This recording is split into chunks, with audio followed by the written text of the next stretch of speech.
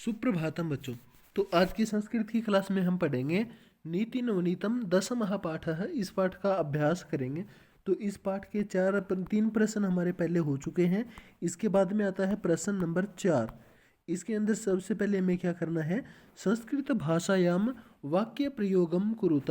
इसके अंदर ये कुछ पद दिए गए हैं, ठीक है। इनका हमें वाक्य में प्रयोग करना है, यानी कि पूरे एक शब्द के आधार पर हमें पूरा एक वाक्य बनाना है।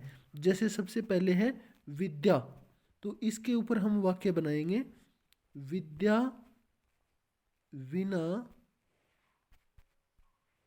विद्या विना न मुक्ति, मुक्ति, विद्या के बिना मुक्ति नहीं है। और भी वाक्य बना सकते हैं, विद्या विना नरः पशुवत भवति, विद्या के बिना मनुष्य पशु के समान होता है। अपनी इच्छा से कोई भी वाक्य हम यहाँ पे बना सकते हैं। तपह, तपह के ऊपर बनाना है, तो इसके अंदर हम लिख देंगे संतोषः, संतोषः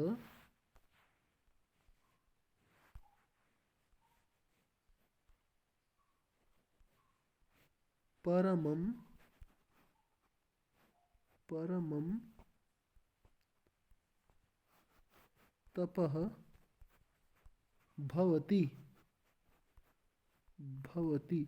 संतुष्टि करना सबसे बड़ी तपस्या होती है। इसके अलावा हम और भी लिख सकते हैं, माता, इसके अंदर हम लिखेंगे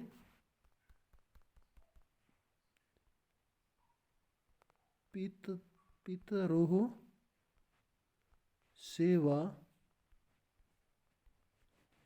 परमं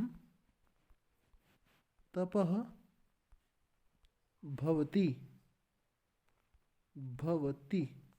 माता पिता की सेवा करना, पितरोः, माता च पिता च इति पितरोः, माता और पिता दोनों को बोलते हैं पितरोः। माता और पिता की सेवा करना परम तप है, सबसे बड़ा तप है, सबसे बड़ी तपस्या है। तो इस तरह से कोई भी वाक्य हम बना सकते हैं। समाचरेत, इसके अंदर लिखेंगे अस्माभिः, अस्माभिः मनः पूतं समाचरेत, समाचरेत। हमें पवित्र मन से व्यवहार करना चाहिए, आचरण करना चाहिए। अस्माभिः मनः पूतं समाचरेत। इसके बाद में है परितोषः। यह परितोषः फिर से आ गया। परितोष का अर्थ होता है संतुष्टि। तो इसके अंदर हम बना सकते हैं परितोषः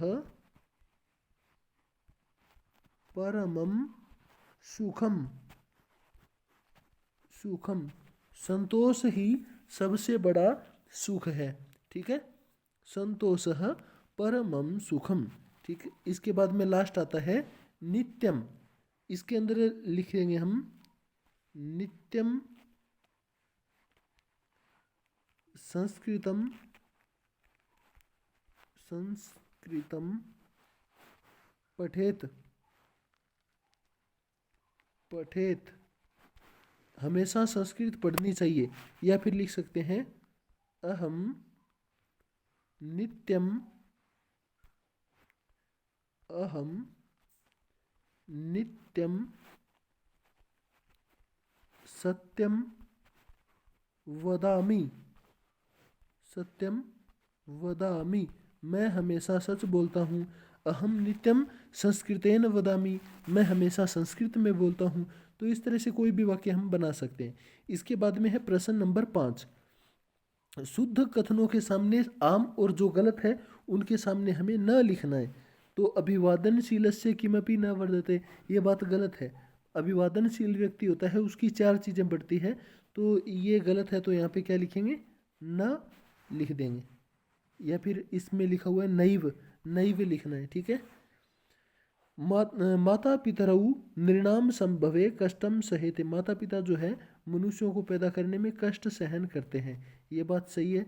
तो यहाँ पे आएगा आम। आत्मवशम तु दुखम एव दुखम अस्ति, अपने वश में दुख थोड़ी होता है, अपने वश में तो सुख होता है। तो ये बात गलत है। तो यहाँ पे आएगा नैव। इसके बाद येन पितरौ आचार्यः च संतुष्टाः तस्य तपः समाप्यते, जिससे माता पिता और गुरु जी खुश हो जाते हैं उसकी तपस्या समाप्त हो जाती है। तो ये सही है, इसके अंदर आएगा आम। मनुष्य सदैव मनः पूतं समाचरेत, मनुष्य को हमेशा पवित्र मन से आचरण करना चाहिए, ये बात भी सही है। तो यहाँ पर भी आएगा आम। लास्ट क्या बचा है, मनुष्य सदैव तदेव कर्म कुर्यात, मनुष्य को सदा वही कर्म करना चाहिए येन अंतरात्मा तुष्यते, जिससे हमारी अंतरात्मा को संतुष्टि मिलती है। तो ये बात भी सही है, तो यहाँ पर भी आएगा आम। ठीक है, ये 5 प्रश्न हमारे हो गए। इसके बाद में आगे देखते हैं छठा प्रश्न और सातवां। छठा प्रश्न देखते हैं सबसे पहले, उचित पद से हमें रिक्त स्थान भरना है। तो इसके अंदर सबसे पहले है माता पितरोः तपसः निष्कृतिः कर्तुं शक्या, माता पिता की जो तपस्या है उसका कितने समय में हम कर्ज उतार सकते हैं। वैसे तो कभी भी नहीं उतार सकते, लेकिन इसके अंदर आएगा वर्ष शतैरपि, यानी कि अगर 100 साल तक भी उनकी सेवा करें ना तो भी वो कम पड़ती है।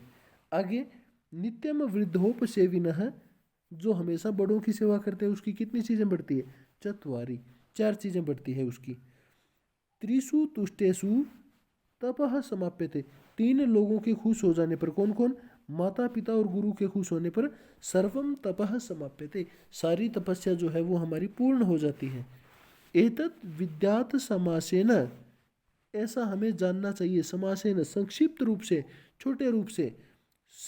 लक्षणम दुख सुख हो, सुख दुख का जो लक्षण है वो हमें यही मानना चाहिए।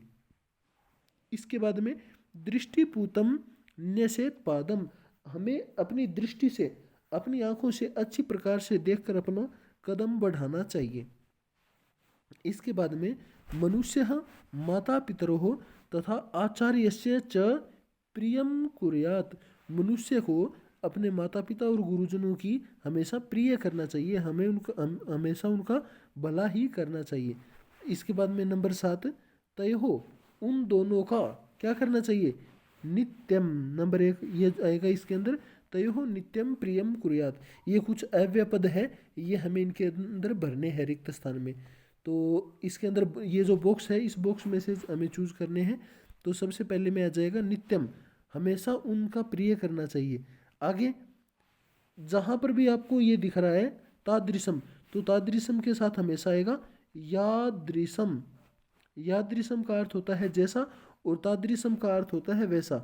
ये रहा यहाँ पर यादृशम, ये रहा। नंबर 2 में आ जाएगा यादृशम, ठीक है, नंबर 2 में आएगा यादृशम। वर्ष सतई अपि, इसके अंदर आएगा अपि, वर्ष सतई अपि यादृशम अपि। इसके बाद तेसु एव, तेसु एव त्रिषु तुष्टेषु, उन तीनों के ही खुश होने पर तपः समाप्यते, हमारी सारी तपस्या समाप्त हो जाती है। इसके बाद में तथा, अब जहाँ पे तथा लिखा हुआ है तो इसके साथ हमेशा आएगा यथा, यथा माने जैसा, तथा माने वैसा, जैसी राजा, जैसा राजा तथा प्रजा, यानी कि वैसी ही प्रजा, जैसा राजा होता है वैसी ही उसकी प्रजा होती है। लास्ट में अब इसके अंदर भी ऐसा ही सेम टू सेम है, जहाँ पर यावत होगा उसके सामने आएगा हमेशा तावत, तावत, यावत तावत। यावत माने जब तक सफल न भवति तावत परिश्रमम कुरु, जब तक सफल नहीं हो जाते तब तक तपस्या करो। ठीक है, तो भाई ये हमारे पाठ पूरा हो गया, 10वां पाठ है। इसके बाद में अगला पाठ हम करेंगे अगली क्लास में। ठीक है, ये जो थोड़ी सी संधि बची हुई है ये भी करेंगे, ये भी अगली क्लास में करेंगे। ठीक है, तब तक के लिए पुनर्मिलामः, नमो नमः।